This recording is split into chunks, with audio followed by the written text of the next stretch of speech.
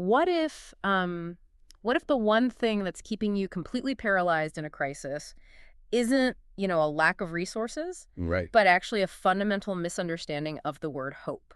Yeah, that's a really powerful question to start with. I mean, think about it. Most of us hear the word hope and we immediately we picture like a greeting card, right? Sunset, maybe a cat hanging from a branch. Exactly. Hang in there. You face this seemingly insurmountable problem. The odds are completely stacked against you. And someone just pats you on the back and says, well, just keep hoping. Which, let's be honest, usually feels incredibly fluffy. It does. It feels fluffy. It feels like you're just crossing your fingers, closing your eyes, and, waiting for the universe to magically fix everything for you. Right. Passive. Totally passive. But what if hope isn't a passive feeling at all? What if it's actually, and this is what we're getting into today, what if it's the most rigorous, actionable, cognitive tool we actually have for surviving uncertainty? That is a massive paradigm shift for most people. It really is. Yeah. So welcome to this deep dive. Today, our mission is to unpack this truly fascinating framework that we extracted from a recent installment of The Inner Horizon. Yeah, specifically their 7th deep dive. Right. The one that focuses entirely on the resilient power of hope. And we are going to look at the hard biological mechanics of how to actually use it. So, okay, let's unpack this. Because if hope isn't just wishing upon a star, what exactly are we dealing with here? Well, what's fascinating here is the duality that the source material immediately establishes. I mean, it takes this concept, hope, which, as you said, we've culturally kind of relegated to the realm of pure, unadulterated emotion. Yeah. And it drags it right into the laboratory of human behavior and resilience. Which is where it belongs, honestly. Exactly. Yeah. So we're going to synthesize these insights to show you not just what hope is definitively, but why it is functionally, biologically, and mechanically necessary for us to keep moving forward. Especially when the brain's default reaction is just to freeze, right? Right. When you want to just shut down, the framework basically argues that hope is a deeply pragmatic survival strategy. I want to stop right there on that phrase, pragmatic survival strategy, because that completely shatters the whole myth of wishful thinking right out of the gate. It draws a very hard line. It really does.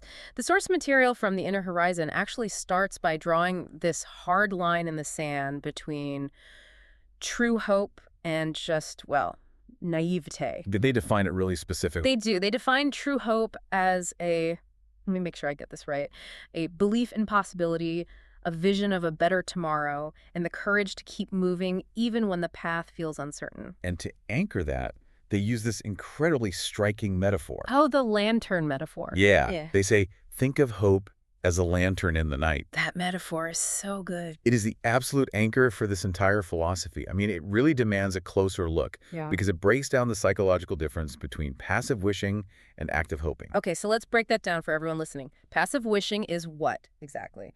Well, passive wishing is basically waiting for the sun to come up. Oh, wow. Right. It's standing in the dark, you're paralyzed, and you're just hoping the circumstances themselves will fundamentally change without any actual input from you. So you're not doing anything, you're just waiting. Exactly. You are essentially outsourcing your agency to the environment. You're waiting to be rescued. Which, biologically speaking, that might actually feel safer in the moment, right? Because if you don't move in the dark, you don't risk tripping over something. Right. It's a freeze response. It feels protective. Yeah, but it leaves you entirely powerless. Because, if the sun doesn't come up or the rescue doesn't arrive, you're just stuck in the dark forever, just consuming your own mental energy. And it is a massive energy drawn to just stand there in fear. Active hoping, however, as defined by this text, is the physical act of actually picking up a lantern. Okay. Now, the critical defining limitation of a lantern, and this is key, is that it does not illuminate the entire journey. Right. It's not a floodlight. Exactly. It does not turn the night into day. It doesn't erase the darkness, and it certainly does not make the scary things of the woods just disappear. It just gives you the immediate next step. That's it. It only provides enough light for the very next step. It gives you localized visibility. It's such a visceral image. But I kind of have to play devil's advocate here for a second for the cynics who are listening to this. Sure, let's hear it. Because we all know people who just roll their eyes at optimists, right? Like, if hope is just holding a lantern in the terrifying dark, does that mean true hope actually requires you to acknowledge how bad things are? Yes, absolutely. Like, you can't truly utilize the lantern unless you first explicitly admit, hey, I am standing in pitch black darkness and this is awful. That is the core of the argument here. The source material asserts that maintaining hope in the dark is actually the ultimate act of courage because it inherently requires facing the reality of the threat. Wow, okay, so it's not ignoring the threat at all. Not at all. To hear that whisper of hope that says, this isn't the end. You have to be in a situation that feels remarkably like an ending. Right, you have to be at the bottom. Yeah. Society often dismisses hopeful people as being kind of disconnected from reality, like they just have their heads in the clouds. Oh, for sure. We culturally elevate the cynic.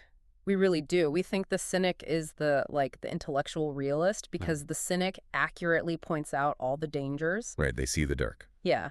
But the framework is arguing that the hopeful person sees the exact same danger, acknowledges the exact same suffocating darkness, but then calculates a way to step into it anyway. Exactly. It's almost like... It's like my car analogy. I was thinking about this earlier. Passive wishing is like sitting in a parked car, right? Okay. You're sitting in a parked car in the middle of a terrible storm, just hoping it magically arrives at your destination. Right, without turning the key. Yeah. But hope, active hope, is turning on the headlights in that storm. You can only see 10 feet ahead through the rain, but you put the car in drive and you just keep moving. The perfect way to put it. Because what it highlights is that cynicism is actually just a defense mechanism. Oh, yeah. Because if you just accept that everything is doomed, you don't have to do any work. Exactly. You are off the hook. You don't have to risk the vulnerability of trying and failing. Right. But if you hold on to that belief in possibility, well, suddenly you have a profound responsibility. Mm-hmm. You actually have to take that next step into the 10 feet of visibility your lantern provides. It's scary. It's much scarier to try. Cynicism is essentially cognitive retirement. Cognitive retirement. Wow. I love that phrase. Yeah, it requires zero vulnerability and zero adaptive energy. Hope, on the other hand, requires the courage to move when the path is not guaranteed. So when you hold the lantern, you're accepting the reality of the storm, but you're refusing to let the storm dictate your momentum. You're keeping your hands on the wheel. You are maintaining your internal locus of control. Yes. Yes.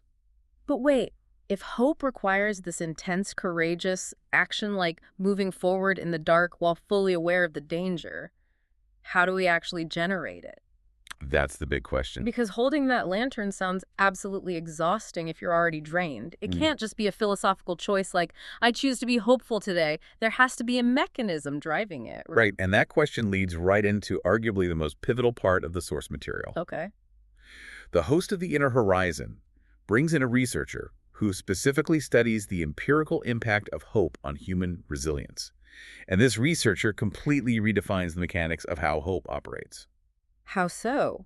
They state that hope is fundamentally a dual-engine system. They define it as both an emotion and a strategy. Hold on, wait. Strategizing an emotion? I know, it sounds counterintuitive. It sounds like an oxymoron. If I have to strategically force myself to feel something, isn't that just like toxic positivity? Are we just slapping a good vibes only sticker on a literally sinking ship and calling it a strategy? No. And that is a crucial distinction we have to make here. Toxic positivity is outright denial. Right. Everything is fine. Yeah. It is standing in the sinking ship and loudly declaring that the ship isn't sinking, completely ignoring the water rising around your ankles. Right. Strategizing an emotion, at least in the context of hope, is acknowledging the water level, admitting you are terrified, but choosing to focus your cognitive resources on building a pump. Oh, I see. It isn't faking a smile. It's cognitive reappraisal. Okay, so how does this dual engine actually work in practice? Because we usually think of emotion as messy, primal, uncontrollable. Very reactionary, yeah. Right, where strategy is cold, it's calculating, it's mapped out on a whiteboard. How do those two things interact to create hope? Well, if we connect this to the bigger picture of human psychology, right, blending those two concepts is exactly what creates sustainable resilience. The researcher explains that the emotional side involves envisioning a future goal. It requires emotional desire, imagination, and just that very human yearning for a better tomorrow. You have to want it. You have to want it. The strategic side, though, involves believing that the goal is possible even when obstacles arise. And that requires cognitive mapping, problem solving, and route calculation. So it's both the desire and the map. Exactly. And the research side in the text shows that operating this dual engine delivers a really specific triad of benefits. It improves motivation, strengthens resilience, and it enhances overall well-being. It really is a hybrid engine then. Like the emotion is the initial spark. It's the why.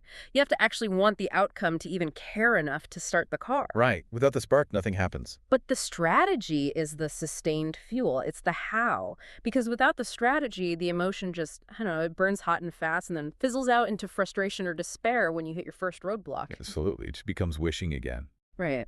And conversely, without the emotion, the strategy is just a dry, meaningless list of tasks with no driving force to actually execute them. The spark and the fuel. When the text notes that hope strengthens resilience, it's really referring to the interaction between these two systems under stress. How do you mean? Well, when a massive obstacle arises, the emotional side says, I still deeply want to reach the destination. Right. And the strategic side says, understood. The main road is blocked. Recalculating route. Like a GPS. Exactly like a GPS. Okay, here's where it gets really interesting for me, just practically speaking. If hope is officially a strategy, as this research claims, does that mean we can manufacture it even when we don't naturally feel the spark? Yes. That's the beauty of it. Because let's say you're having a devastating week, your energy is flatlining, and the emotion of hope is completely absent. Can you lean on the strategy part to jumpstart the emotion part? That is the ultimate utility of this whole framework. Think about how we view other strategies in our lives, right? Consider a financial strategy. You don't always wake up overcome with this joyous, passionate emotion of putting a small percentage of your paycheck into an index fund. Definitely not. I want to spend it. Right. You might feel the exact opposite. But you have a strategy. So you bypass your current emotional state, Right. you execute the strategic behavior anyway, and over time, those compounding results generate the profound emotional feeling of financial security. Oh, wow. It's the exact same with physical training, isn't it? Very much so. Like, if you're listening to this right now, think about a workout routine.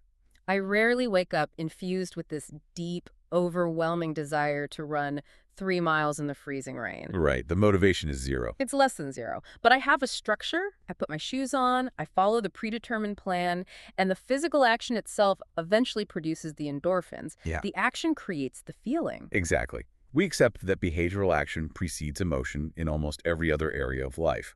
But for some reason, we expect hope to just magically descend upon us from the heavens.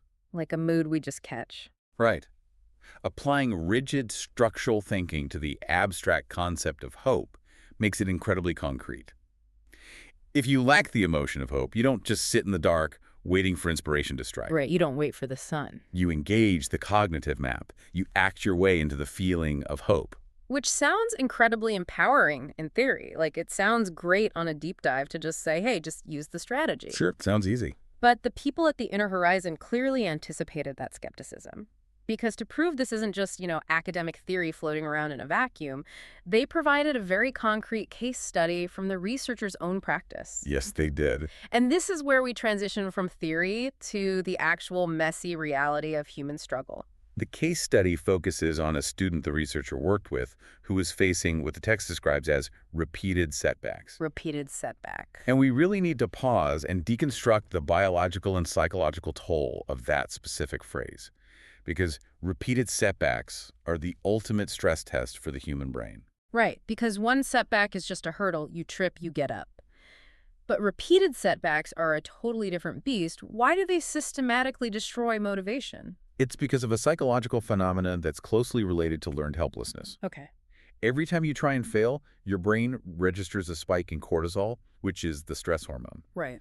When this happens repeatedly without any victory to offset it, your brain literally starts to associate the effort itself with pain. Oh, wow. So trying equals hurting. Exactly. Yeah. It essentially rewrites your internal algorithm to say action equals failure, therefore inaction is safer. It's protecting you by shutting you down. Yes. Repeated setbacks systematically dismantle your fundamental belief in possibility. The cognitive map is wiped blank. It is cumulative damage. Like, if you're listening to this and you've been in a season of constant rejection, whether that's, I don't know, job hunting or dating, dealing with a chronic illness, or just trying to get a business off the ground, you know this feeling intimately. It's exhausting. It's like a smartphone battery constantly draining to zero. Like, one setback. Okay, your battery drops to 80%. You can still make calls. 2 setbacks. You're at 50%. But repeated setbacks, You're in the red. you are walking around at 1% battery in the red zone, constantly waiting for the screen to just go black. You have literally no physiological juice left to even attempt the next step. That is a highly accurate way to visualize the cognitive depletion going on there. The prefrontal cortex, which is the part of the brain responsible for strategy and long-term planning, is essentially starved of energy. So what do you do? Because a pep talk isn't going to fix that. Exactly. What was the researcher's intervention with this student? They didn't just give her a motivational pep talk to boost her emotions, because pep talks don't charge a 1% battery. No, they just make you feel guilty for not being happy. Right. Instead, they utilized what the text calls hope-focused practices. Specifically, they had her set micro goals and visualize success. They gave her the strategy. Yes. They applied the structured strategy to bypass the exhausted emotional center entirely. So it was like a targeted, slow charging protocol. The hope-focused practices bypass the burnout and plug the battery back in, but at a very low voltage, so it wouldn't short circuit. Exactly. And the result, quoting the text directly here, is that the student regained confidence and found the energy to keep trying. She ultimately achieved her dream, and the researcher summarizes this entire turnaround by calling hope the engine that drives persistence. The engine that drives persistence. Let's really pull that apart, because persistence is another concept we frequently misunderstand, often to our own detriment. How so? We culturally confuse persistence with stubbornness. Oh, yeah, we definitely do. Stubbornness is hitting your head against a brick wall over and over again without changing your approach, just hoping the wall will eventually break before your skull does. Which it rarely does. It is the definition of grinding burnout. You're persisting, yes, but you are literally destroying yourself in the process. Yes. Grinding burnout is the perfect term for it because we celebrate the grind in our culture. We think forcing ourselves to suffer through repetitive failure is what hard work is supposed to look like. No pain, no gain. Right. Exactly. But if you're just repeating a failed action without a cognitive map, you aren't hoping. You are just suffering. You're just taking damage. Persistence that is fueled by the engine of hope, however, looks entirely different. Okay, what does that look like? When hope is the engine, persistence becomes aligned, energized, and highly adaptive action. You aren't just blindly hitting the wall. You're looking for a way around it. Right. You are stepping back, you're using your strategic brain to look for a foothold, you're visualizing yourself climbing over it, and then taking a calculated step. So the emotion provides the energy to keep looking, and the strategy provides the direction for the actual climb. Exactly. The student in the case study didn't just relentlessly fail doing the same thing until she magically succeeded. She used the hope strategy to manufacture the cognitive energy required to try differently. Okay, so if hope is the engine that drives adaptive persistence, the million-dollar question for everyone listening right now is, how do we actually build that engine? Right. What are the steps? Yeah. If my battery is at 1%, what are the literal steps I need to take today? And conveniently, the source text lays out the exact architecture of action in the next segment. They outline a highly specific 4-step hope practice. I love when things are broken down into steps. It makes it manageable. This is where the theoretical framework translates into a daily toolkit. The 4 steps are: number 1, set a small goal. Number 2, visualize success. Number 3, identify pathways. And number 4, affirm hope. Okay, I want to spend some serious time meticulously unpacking each of these 4 steps with you, because this is the absolute goldmine of this deep dive. It's the practical application. Yeah, this is what you, listener, can take and apply the minute this audio ends. So let's start with step 1. Set a small goal. The text defines this as choosing one achievable step towards something important. Why is the emphasis on small and achievable so critical here? Because, I mean, if I'm facing massive credit card debt or a terrifying medical diagnosis, setting a goal to drink a glass of water or send one email feels almost insultingly small. It does feel insulting to the ego, absolutely. Okay. But it is deeply necessary for the neurology. Okay, explain that. When you are in the dark, when your battery is at 1%, looking at the massive overarching life goal, like clearing $50,000 of debt or completely curing an illness, is paralyzing. Yeah, it just makes you want to go back to sleep. Right, because it highlights the massive, terrifying gap between where you are and where you want to be. And that gap triggers the amygdala, which is the brain's fear center. Okay. Which actually extinguishes whatever tiny flicker of hope you have left and induces that freeze response we talked about. The psychology of the small goal is entirely about bypassing that fear response. So you have to sneak past the brain's alarm system. Exactly. You are setting a goal so small, so undeniably achievable, that failure is almost statistically impossible. Like sending one email. Yes, it's not about making a massive leap toward the finish line. It's about proving to your own traumatized nervous system that forward momentum is still physically possible. Oh, wow. When you achieve that tiny goal, when you hit send on that one email, your brain releases a microdose of dopamine. And that dopamine is the literal chemical fuel that powers the hope engine for the next step. It's turning the lantern on just to see your own shoes. Yes. You aren't trying to see the destination. You just need to know your feet can still move without you falling off a cliff. That's beautifully put. Which leads perfectly into step 2. Visualize success. Now, the text says, imagine yourself reaching that goal. Notice how it feels.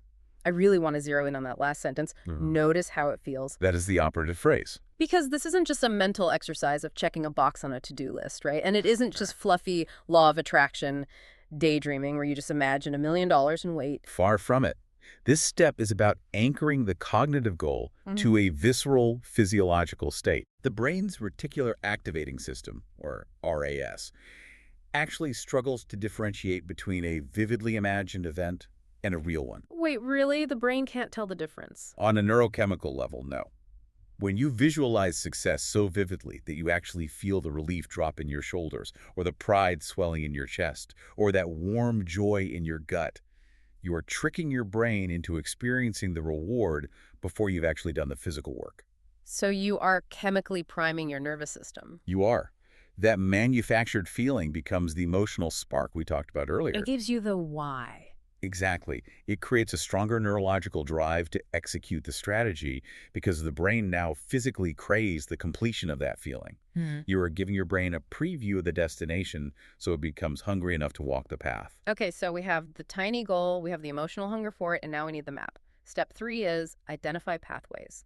The source instructs us to write down 2 or 3 ways you could move closer to that goal. Now, this raises an important question about efficiency, doesn't it? Yeah, why 2 or 3? Why does the text specifically mandate identifying 2 or 3 ways instead of just optimizing for the single best way? If it's a small goal, shouldn't one clear, direct path be sufficient? That is a great catch. And I'm guessing it's because if you only have one pathway and that pathway suddenly gets blocked by an unforeseen obstacle, your hope is instantly shattered. You're back to square one. You're right back to zero. You're back in the dark with a dead battery. Precisely. Having only one pathway is a massive vulnerability. Identifying multiple pathways builds psychological flexibility directly into your strategy. Psychological flexibility. This is the ultimate defensive maneuver of hope. By forcing yourself to chart alternatives before you even begin, you are pre-programming resilience into your brain. It's like rock climbing. Okay, let's hear it. If I'm free soloing a cliff face, which means climbing without ropes, which is terrifying, and I only have one specific handhold I'm aiming for, and that piece of rock breaks off, I fall. Right. Game over. It's fatal to the climb. But identifying 3 pathways is like placing climbing anchors as you go. You can slip, the primary handhold can break, but the system catches you. You can literally hang there for a second, look at the wall, and say, okay, that route is dead, but I already mapped out a route slightly to the left. That is a brilliant translation of the concept. If pathway A fails, it does not mean the goal is impossible. It just means you shift your weight to pathway B. You don't panic. Exactly. Your hope isn't destroyed by a single roadblock because your strategy already anticipated the existence of roadblocks. You have expanded your cognitive map, which takes the sheer panic out of failure. Failure just becomes a detour sign instead of a dead end. I love that. Failure as a detour sign. Which brings us to the final piece of the architecture, step 4, affirm hope. The text gives a specific mantra to repeat. It says, I believe in possibilities. I trust the path ahead. Right, the affirmation stage. Now, I know some listeners might bristle at this. Repeating mantras to yourself in the mirror can sometimes feel, I don't know, silly or inauthentic, especially when you're deeply entrenched in a crisis. Why is this verbal affirmation a required step in the strategy? I get the skepticism. But this step is fundamentally about auditing and actively rewriting your internal narrative. Okay. When we face severe uncertainty, our default mode network, which is basically the brain's baseline state, tends to run catastrophic narratives. Oh, totally. This won't work. I'm stuck. It's too hard. I'm going to fail. Why even try? This negative self-talk isn't just annoying. It is actively depressing your cognitive function. By purposely repeating, I believe in possibilities, I trust the path ahead, you are consciously overriding that default catastrophic setting. You're installing new software over the old buggy operating system. Yes, that's exactly what it is. And here's the crucial part. Even if you don't fully, 100% believe the words the first time you say them, the act of repetition leverages neuroplasticity. It physically changes the brain. It forces your brain to continually acknowledge a reality where success is an option. It interrupts the spiral of despair. It's like you are casting a daily vote for the identity of the person you want to become. A vote for possibility? Yeah. You are declaring your alignment with possibility even if your current reality is completely chaotic. And the source material wraps up this whole four-step practice with an incredibly profound statement. It says, hope grows when we act. Each small step strengthens our belief in what's possible. Hope grows when we act. And I really want to zoom in on that dynamic. Does action create hope, or does hope create action? That paradox is the philosophical core of this entire deep dive. Because the text seems to suggest it's not a linear process at all. It's a completely closed feedback loop. Right. You take a ridiculously small step in action, and that action generates a tiny, undeniable piece of evidence that forward progress is still physically possible. It proves you can move. Right, and that evidence strengthens your belief, which is your hope. And then that amplified hope gives you the biological energy to take a slightly bigger step. And on it loops. It is a self-sustaining ecosystem of momentum. The greatest misconception about hope is that you need a massive reservoir of it to begin your journey. Like you need a full tank of gas. Right, you do not. Yeah. You only need a microscopic amount of hope. Just enough to take one micro step. The action itself manufactures the hope required for the second step. The strategy generates the emotion, which fuels the strategy. Which is incredibly empowering for anyone feeling completely empty right now. It means you are never truly without hope, as long as you retain the physical or mental capacity to take one small action. The engine is always ready to be started. Always. Now, having provided us with this intensely practical toolkit, the source text then zooms out in its closing notes. It looks at the broader holistic implications of adopting this mindset, and it introduces a word we haven't touched on yet at all today. Healing. Yes. The host of The Inner Horizon says that hope is the vision that helps us heal. That is a highly significant linguistic shift in the text. Yeah. I mean, think about it. Throughout the entire first half of the material, we were entirely focused on the mechanics of achievement. Right. Goals, motivation, persistence, pathways. Overcoming external obstacles. These are very active, forward-thrusting, almost combative concepts. You're fighting the storm. But suddenly, the text connects hope to healing. It synthesizes the external journey with the internal state. But how does that work? Because usually we think of healing as something that happens after the battle is over, right? After recovery phase. Yeah. You fight the dragon, you survive the storm, you finally reach the safe harbor, and then you rest and heal your wounds. But this text implies hope is actively doing the healing while you are still holding the lantern in the dark. Because overcoming setbacks and reclaiming your personal agency is a form of profound psychological healing. Oh, wow. Think about the trauma of a crisis. When you are stuck in despair, you are experiencing a state of absolute helplessness. You are a victim of your circumstances, completely stripped of your power. You're just waiting in the parked car. Right. By applying the strategy of hope, by deliberately setting that small goal, mapping out multiple pathways, and forcing an action, you are proving to your own psyche that you are not helpless.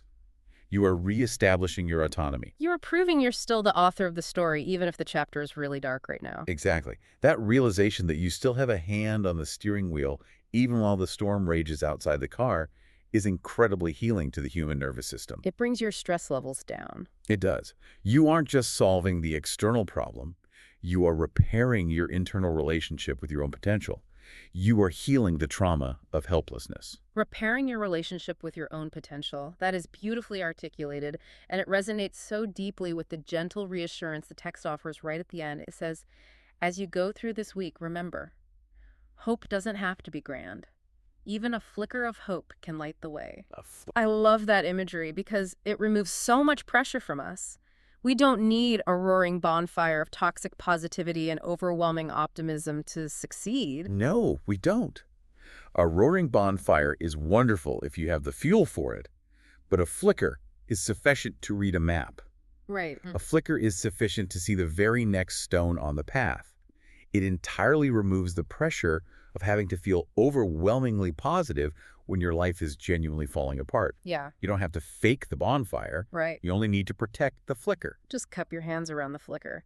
And as the host of the source material signs off, they tease the topic of their next installment.